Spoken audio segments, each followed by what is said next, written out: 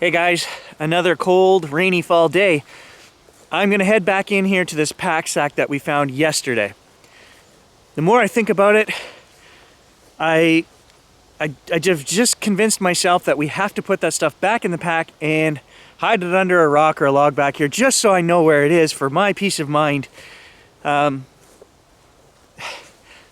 police said throw it out. But that doesn't make sense to me, because if I post those pictures, I saw online there's a Facebook page dedicated to Windsor, Essex County missing people. And I'm going to contact that page and say, look, I found a bag with some items in it with a t-shirt from your area. And one of the missing people that's listed, or the first one on their website, had connections to the next town over, an hour from here. Sudbury, and this person was heading up to this area. So I'm not saying it's that person, but I'm just saying there could be a connection there between any missing person, right, from that area. We know they were in that area because the t-shirt says Windsor on it.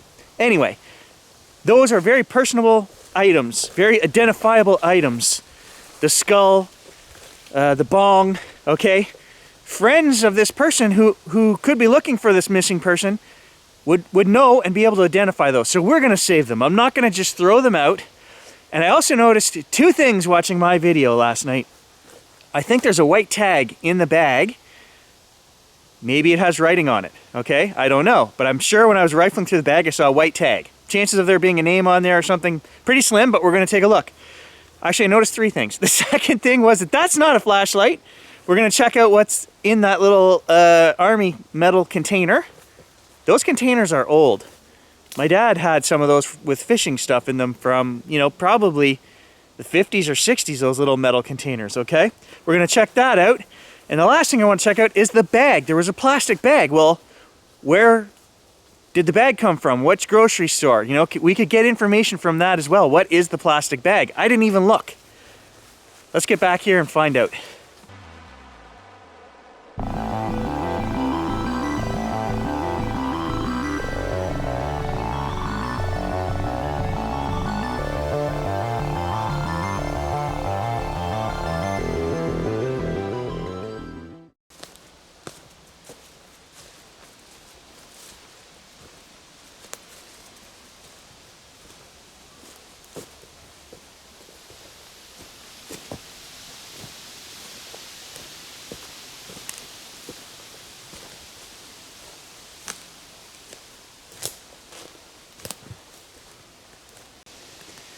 So the necrophonic session to me was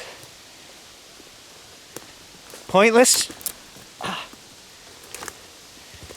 I say pointless and I take a stick in the head. Not pointless, there wasn't anything that, this person was missing. Yes, there's a body there. They were from here. It frustrates me trying to deal with these spirit box apps. Am I just hearing what I want to hear? And I sat there, guys, for 8 hours analyzing, what was being said and playing it over and over and trying to figure out to the best of my ability what they were saying. Yeah, some of it kind of makes sense, but is that ear pareidolia? Let me know what you guys think. I don't know. I don't have any answers on this stuff. Yeah, I believe there's way more to this, and you pair that with the internal gut feelings that you get and the full body shivers and stuff, But why can't they just come out, and if the spirits are there, why can't they just come out and give us the information we're looking for?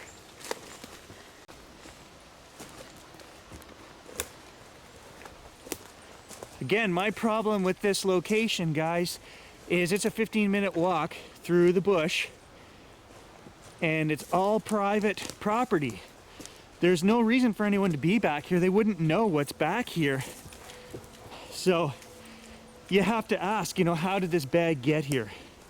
It's not like on the side of a road where somebody just going by pitches it out in the swamp.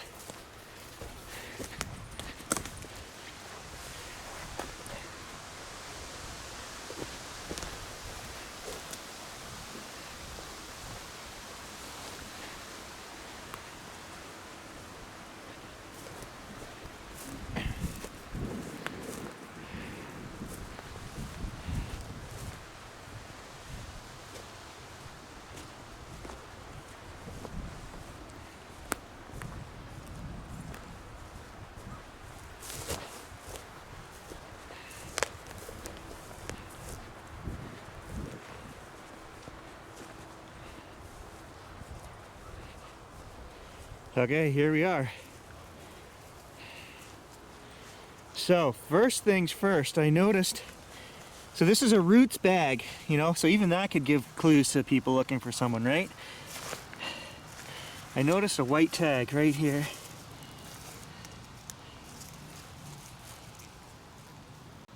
Okay, so there is no date on there, but new material only, etc. I'm sure, you know, there is a registration number. They could figure out how old this bag is from that.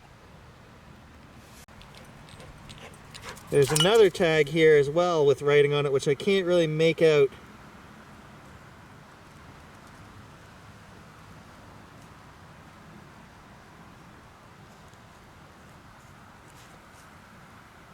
Made in Canada.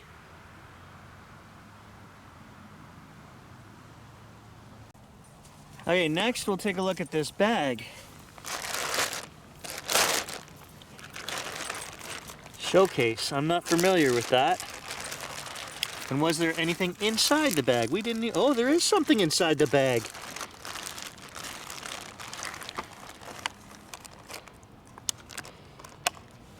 Another bong, a homemade jobby. Made from a scent marker. Okay.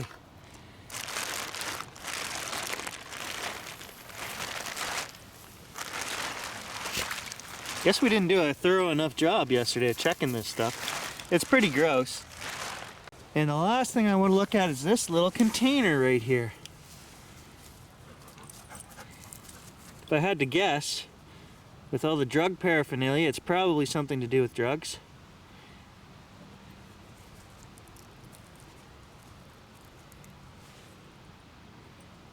I think we've got to slide this off and then the top will open. Okay guys, I figured it out. It doesn't, it turns.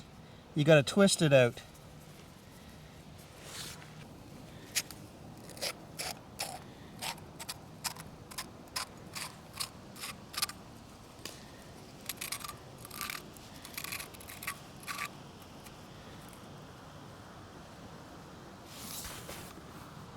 And it's empty.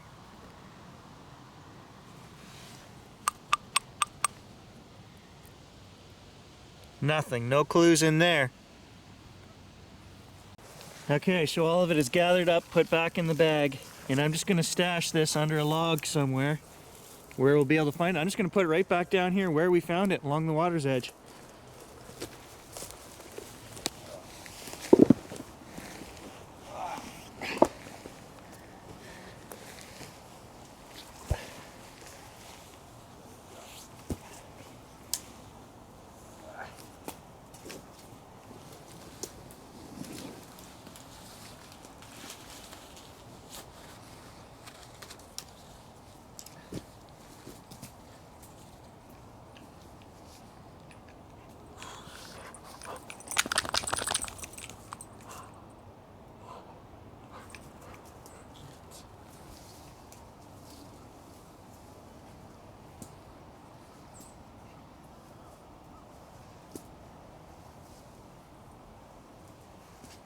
Okay, so I'm setting it under this leaning tree. I'll put a rock around it and I'll put some stuff over top of it just to keep it hidden, and I'll know where it is. All right, so there it is, guys. Wedged in there, put some wood on top of it. Should be good. I'll be able to find it again anyway. So the final thing that I'm going to do on this is, like I said, I will send those pictures or get in contact with that Facebook group for Windsor, Essex County. See if they want me to send them the photos. And that's about it. I mean, in the future we could try another spirit box session, but I'm not happy with the results I got yesterday from the session. It wasn't abundantly clear who this person was and whatever. I mean, yeah, I know we're dealing with a spirit box app, right? I know that. But if there's any validity to all the research and things we've done, why can't they just come out and say the information we're looking for? Anyway, stay tuned. This might not be the last of that missing hiker bag.